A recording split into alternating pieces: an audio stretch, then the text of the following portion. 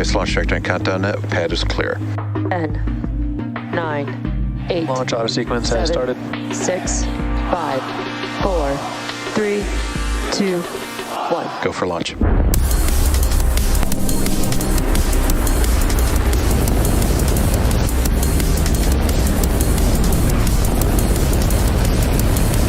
Vehicle is supersonic.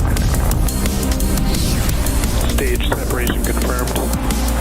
Dragon, separation confirmed.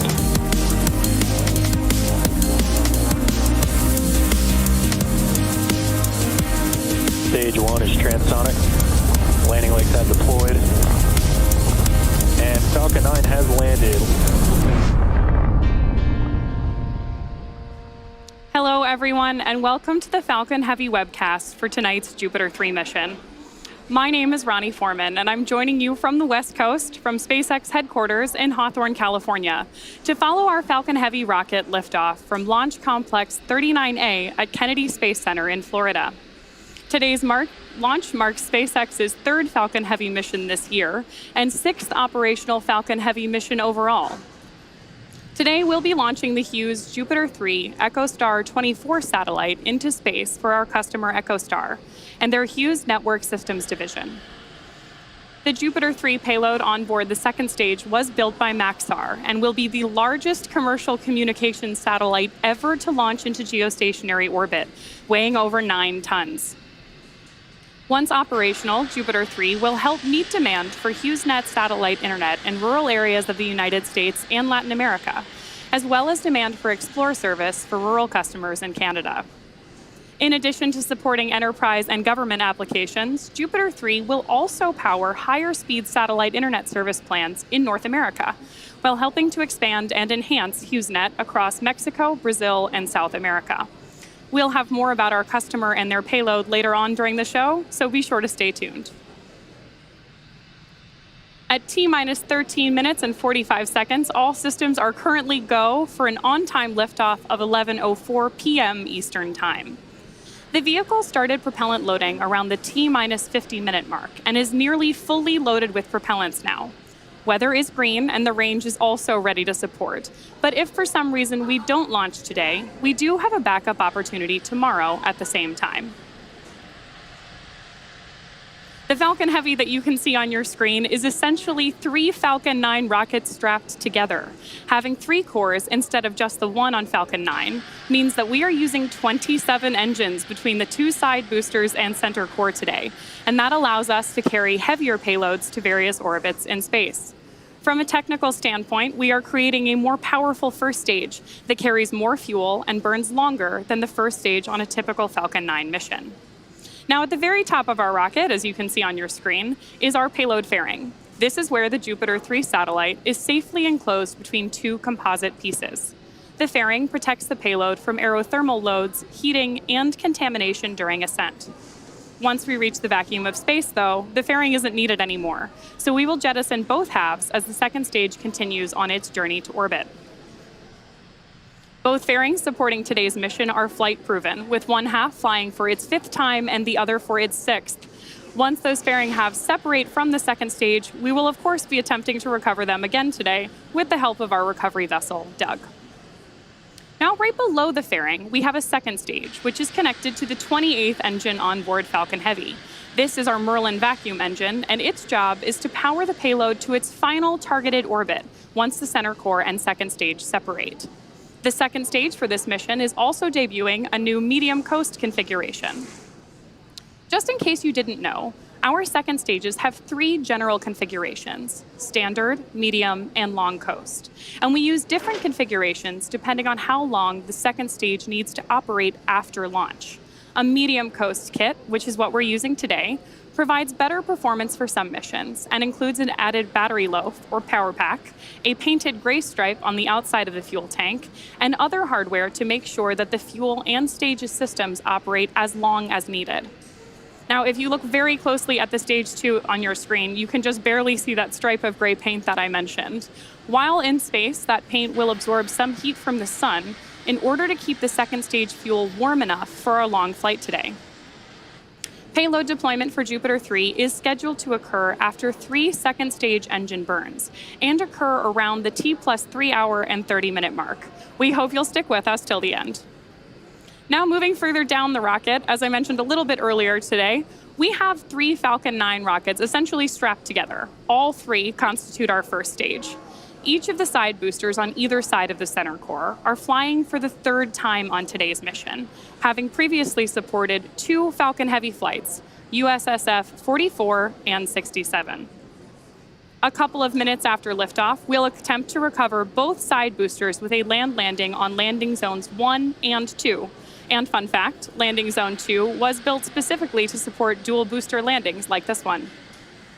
Similar to previous launches, we'll be conducting a 1-engine entry burn. This allows us to shorten the length of the entry burn, ultimately allowing us to increase performance of Falcon Heavy overall. And speaking of increased performance, we will not be attempting to recover the center core today. If you look very closely, you'll see that the center core doesn't have landing legs or grid fins attached. That's because this mission requires more performance than we have to be able to recover the center core, and that landing hardware isn't needed. But don't worry, today's launch should still be a very exciting one, especially if you're joining us from the Space Coast tonight, where you should be in for some beautiful nighttime landing views. And now, as promised, here's a bit more information about our customer and satellite today. For over half a century, we've been on a journey to connect people, enterprises, and things around the world. Innovation runs deep in our veins, from developing the two-way VSAT in the 1980s, to inventing satellite internet in the 1990s, to launching the first modern-era telecommunications satellite in the 2000s. We've tackled the biggest connectivity challenges and applied our engineering excellence to uncover innovative ways to connect the unconnected. Since the launch of the first Hughes high-throughput satellite, we have engineered some of the highest capacity broadband satellites in the world. And now, our latest and greatest innovation launches a new era of connectivity. Jupiter 3, the world's largest commercial communications satellite. 26 feet tall when stowed, it boasts 14 solar panels unfurled. This massive satellite was purpose-built and engineered like no satellite before. Hundreds of team members have devoted countless hours to bring Jupiter 3 to life. The highly anticipated next-generation ultra-high-density satellite doubles the size of the Hughes JUPITER fleet and brings total throughput to more than 1 terabit per second, enabling more capacity, better service, and faster speeds. With 300 highly concentrated spot beams, Jupiter 3 expands our reach to nearly 80% of the population across North and South America.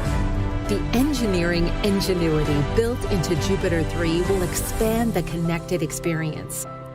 For the family in Ohio streaming movies on a Friday night. For the student in Mexico, expanding her horizons with access to technology and educational tools. For the farmer in rural Idaho, monitoring the weather each day to manage his crops. For the executive, flying from New York to Los Angeles, holding a meeting over first-class Wi-Fi in the sky. For the senior in Montana, consulting with his doctor by telehealth. For the ranger at a national park, coordinating in real time with emergency responders. For the mango grower in Brazil, expanding her family business nationwide and internationally. For the entrepreneur in Ecuador, promoting his business and taking customer orders. For the grandmother in Mississippi, meeting her new grandchild by video chat. All this and more as Jupiter 3 launches a new era of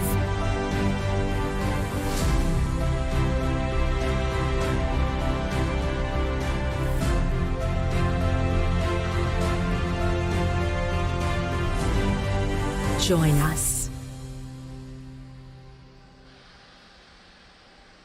With liftoff just about 6 minutes and 15 seconds from now, the vehicle and payload are healthy, and propellant load is well underway on the launch pad.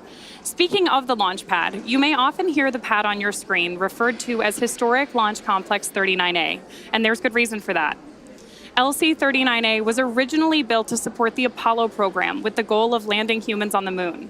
This launch pad eventually supported the Apollo 11 mission to the lunar surface, carrying NASA astronauts Neil Armstrong, Buzz Aldrin, and Michael Collins in July of 1969. So we're just about a week past the 54-year anniversary. And after numerous launches of the Saturn V and Space Shuttle vehicles, the launch pad was leased to SpaceX in 2014. Since then, we've launched 66 missions and 38 humans to space from Launch Complex 39A. Today's mission will mark SpaceX's 249th overall mission to date, our 67th mission from 39A, and 50th launch of 2023. We look forward to reaching even greater space milestones on this launch pad for years to come. Now, coming up next, we should hear the call out for strongback retract.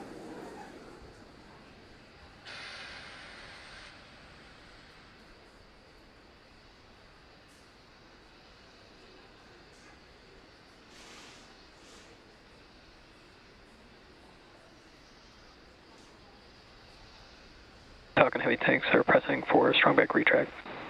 So there you heard Mission Control confirming that we are pressurizing the tanks ahead of strongback retraction. Next up, the clamp arms around the second stage, which you can't really see because they're being obscured by those LOX clouds there, are going to begin to open. And that truss structure next to the vehicle, known as the strongback, will retract away from Falcon Heavy.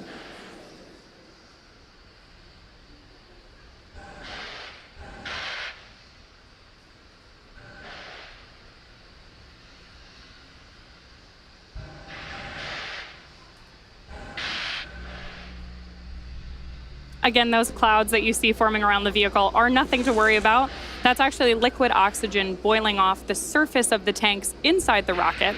As that boiled off liquid oxygen meets the warm Florida air, it's forming actual clouds around the vehicle.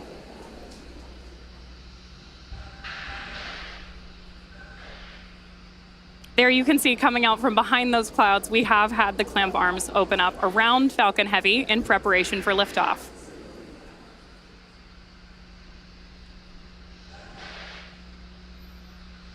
There you have a great view of the strongback actually pulling away from the vehicle.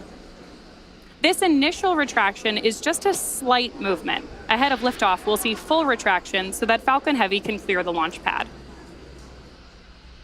Now, the next major milestone we're tracking is liquid oxygen loading completion. We're expecting that here in just about a minute.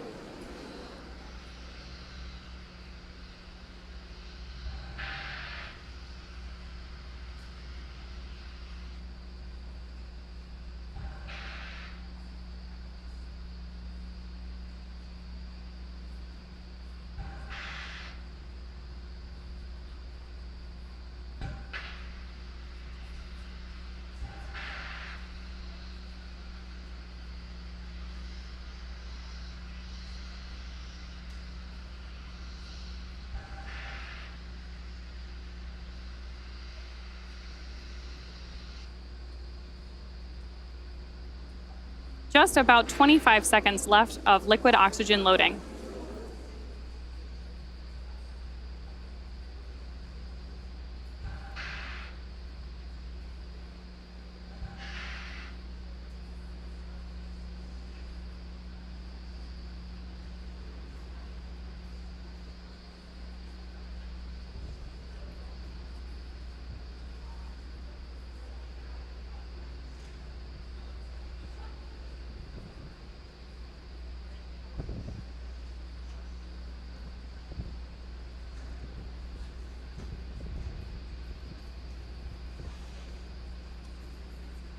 Really gorgeous views of Falcon Heavy on the launch pad tonight.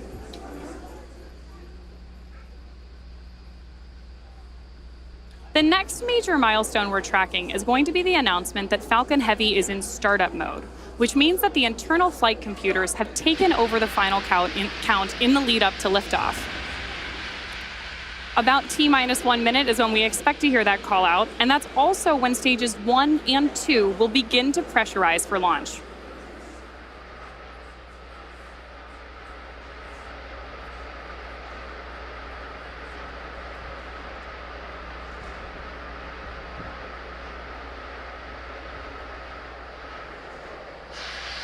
Launch abort has started. As you may have just heard over the nets, we just heard an abort called out from our launch director. We're waiting for other updates from Mission Control, so stay tuned and we'll come back with an update as soon as we can.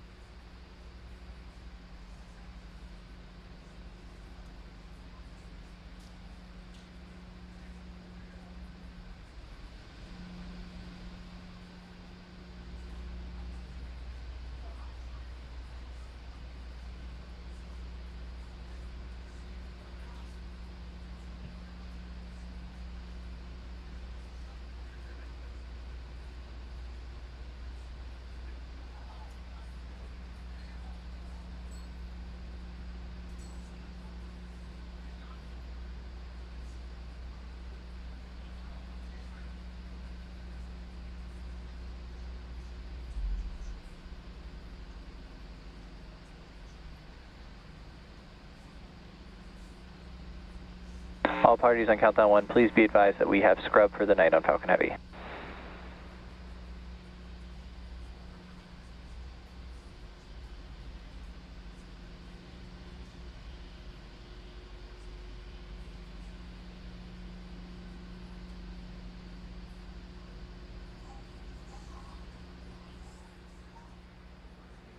If you've been following along, you know we had an abort during the countdown tonight at T-1 minute and 5 seconds.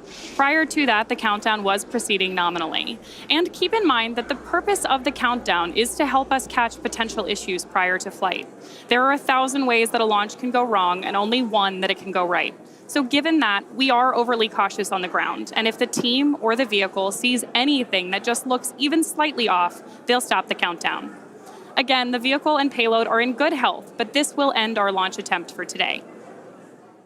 Our next launch opportunity is tomorrow around the same time, so keep an eye on our social media channels for updates. Hopefully you'll join us. Thanks for joining us today. We'll see you next time.